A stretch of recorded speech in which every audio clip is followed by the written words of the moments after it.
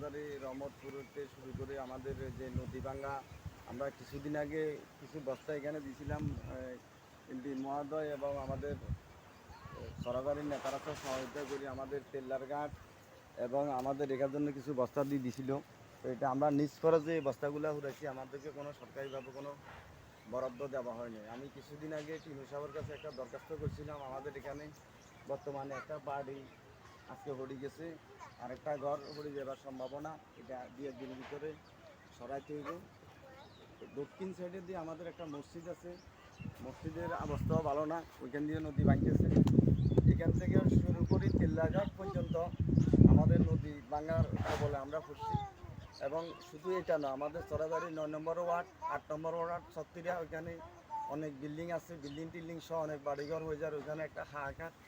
আমরা সরকারিভাবে এই যে 8 নম্বর ওয়ার্ড, 9 নম্বর ওয়ার্ডের লোকে কোনো অনুদান পাচ্ছি না। আজকে আমাদের বাউলডার ভাইটা একটা কথা বলছিল, সরকারিতে যে বরাদ্দগুলো আসতেছে কার মাধ্যমে আসতেছে কী আসে বিষয় এটা আমরা কেউ জানি না। কোনো কাজকর্ম হচ্ছে না, যেরকম 9 নম্বর ওয়ার্ডও হচ্ছে না, অন্য জায়গায় হচ্ছে না। এমপি মহোদয়ের দৃষ্টি আকর্ষণ করছি, এই যে টাকাগুলা এরা কাজকর্ম না করেই টাকাগুলা সব খাই লাইতেছে, কোনো কাজকর্ম নাই। 2 লাখ টাকা বরাদ্দ, 10,000 টাকা কোনো রাস্তার মধ্যে দুর্হুয়া দিই টাকাগুলা খাই লাইতেছে, কিন্তু মানুষের বাড়ি দল লই মানুষ একটা দিতে হয়েছে। নির্বাচনের টাইমে আমরা মানুষের সাথে ওয়াদা করছিলাম সুদের ব্যাপার নিয়ে ভোটের লাইক।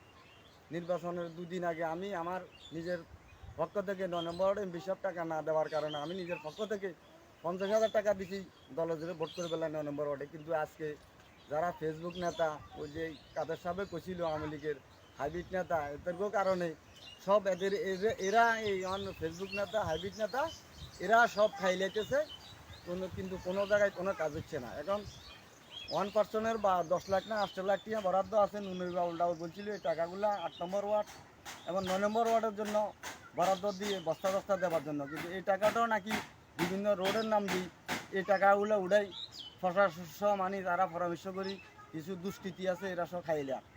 তো এই অবস্থা হলে মন্ত্রী সাহেব সামনে এই যে আওয়ামী লীগ সরকার আসিল, এই দুর্নীতির কারণে খাবার কারণে আওয়ামী লীগ এই দেশের থেকে বিদায় হয়েছে, বিএনপিও বেশি দিন টিকত না, বিএনপির ভিতরে যে অবস্থা।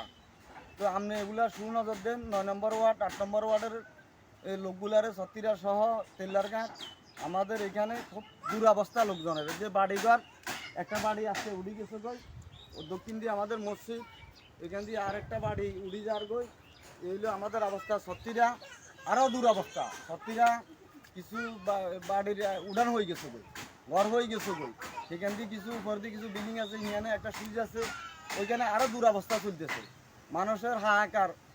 আজকে দল ক্ষমতা থাকা অবস্থায় আমরা এই যে হাইব্রিড নেতার কারণে এই আমরা যারা বিএনপি করি, যারা নির্যাতিত নিপীড়িত, যারা 17 বছর এই আওয়ামী লীগে আসে নির্যাতিত হয়েছে, আমরা দলের এত কিছু করে 17 বছর নিজের বাপের দিনে জায়গা বেশিও জন বেশি দলের নিচে টাকা খরচ করছি। তো আমরা এটারে হাইলাইট করি না কখনো, আমরা কারো কাছে যাইও না, ভবিষ্যতেও যাইতাম না। দল করে দলের জন্য নিঃস্বার্থভাবে খরচ করছি, দলের প্রয়োজনে টাকা দিচ্ছি নির্বাচনের টাইমে 9 নম্বর ওয়ার্ডে। কিন্তু এখন যে দুরবস্থা আমাদের ওয়ার্ডের, খুব দুরবস্থা যাইতেছে, রোড নাই, ঘাট নাই, চলাফেরার জায়গা নাই, চারিদিকে নদী।